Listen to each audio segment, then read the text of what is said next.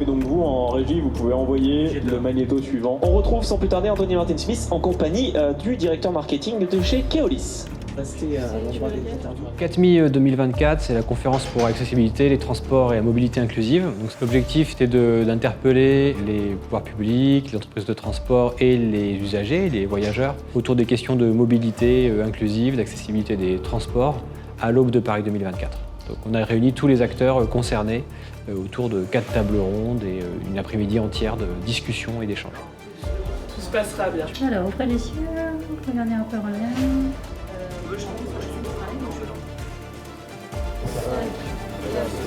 3, 2, 1. Athénée Collection présente CATMI 2024, la conférence pour l'accessibilité, les transports et la mobilité inclusive. Un événement inclusif cet après-midi avec un service d'accompagnement en langue des signes français et puis également un service de sous-titrage. C'est un vrai honneur pour moi que d'avoir eu ces quelques mots d'ouverture pour cette conférence qui a beaucoup de sens puisque la mobilité, c'est aussi la liberté et c'est l'autonomie pour les personnes en situation de handicap. Ce que je trouvais vraiment intéressant, c'est d'avoir cette qualité d'intervenants, cette diversité d'intervenants qui allait probablement nous faire grandir aussi et nous donner des clés de réflexion et surtout des clés de solution. C'est une manière, une vision nouvelle de traiter les questions d'accessibilité. Il y a 30 ans, l'accessibilité, c'était au fin fond d'un local associatif. Et aujourd'hui, on se retrouve avec les grands transporteurs qui prennent la parole, les directions marketing, les directions générales. Et pour nous, c'est important parce que ça veut dire que le sujet avance et que la question d'inclusion fait enfin partie des sujets stratégiques des entreprises. Il y a eu pas mal de choses de dites et je pense que c'est toujours intéressant de donner la parole aux premiers concernés, au public.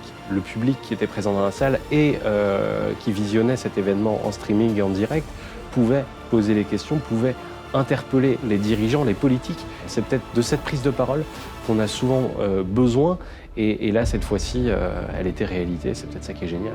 L'héritage positif des Jeux, c'est la mise en accessibilité de l'ensemble des gares des Jeux, mais c'est aussi une attention particulière à ces sujets et c'est aussi la démonstration que le train permet aux personnes en situation de handicap de se déplacer de manière fluide. Il y a déjà un travail évidemment qui est engagé autour du schéma directeur d'accessibilité des transports en Ile-de-France, puisqu'on est arrivé à 219 gares accessibles sur le réseau ferré de surface sur 268 et on va continuer de progresser. Nous accueillons dans nos aéroports à Paris environ 100 millions de passagers par an. 10% sont des personnes en situation de handicap visible ou invisible et 1 à 2% demandent une assistance.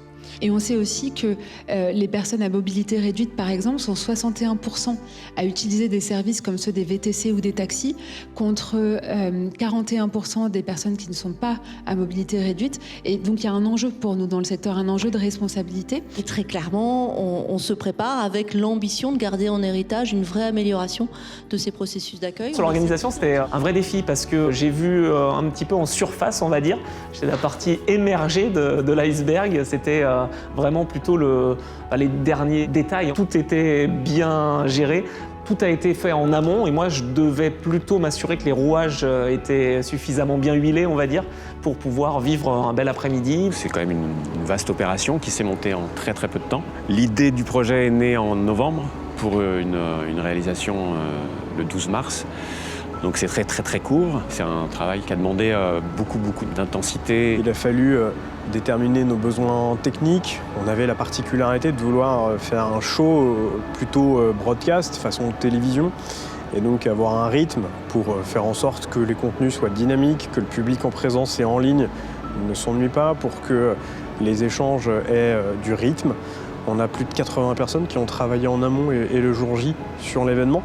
C'était une sacrée production. La même Banque mondiale nous dit que quand on rend accessible un hôtel, la clientèle en situation de handicap va dépenser 45 à 50% en plus qu'une clientèle lambda et que le taux de rebond, ça sera 5 fois supérieur. De mon point de vue, je pense que c'est plutôt un très bon investissement.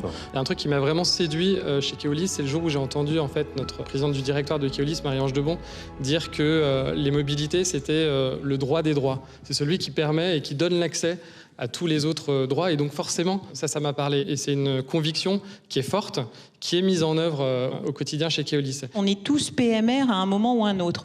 C'est-à-dire, pourquoi on est PMR? On est PMR parce qu'on a une valise, on est PMR parce qu'on a une poussette, on est PMR parce qu'on connaît pas l'endroit et donc on est angoissé, on est un peu stressé parce qu'on a au bout un train à prendre et qu'on voudrait pas le rater ou qu'on a une réunion, comme aujourd'hui, moi je viens pour une interview, je voudrais pas être en retard. Donc je suis stressée. Et donc tout ce qu'on va faire pour faciliter ça, si on le met dès le début quand on conçoit, on va faciliter pour tout le monde. On a voulu monter cet événement de sorte à ce que les gens puissent enfin, en un même moment, en un même endroit, échanger sans tabou, sans filtre, pour faire avancer les choses et essayer de rendre possible des choses qui de prime abord nous paraissent totalement impossibles. Ça a fait ce qu'on souhaitait en fait, c'est-à-dire que ça a permis de mettre en relation des gens qui n'avaient pas forcément l'habitude d'avoir du temps de relation.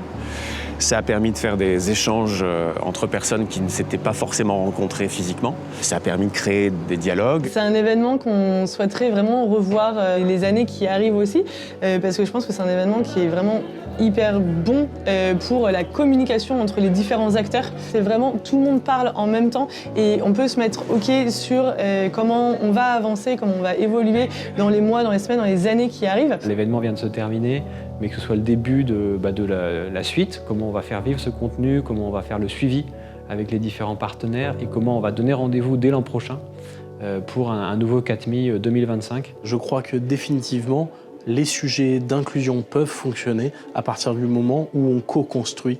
Et là, on nous permet de co-construire, ce qui est absolument génial. Donc merci beaucoup aux organisateurs et merci pour cet événement si particulier.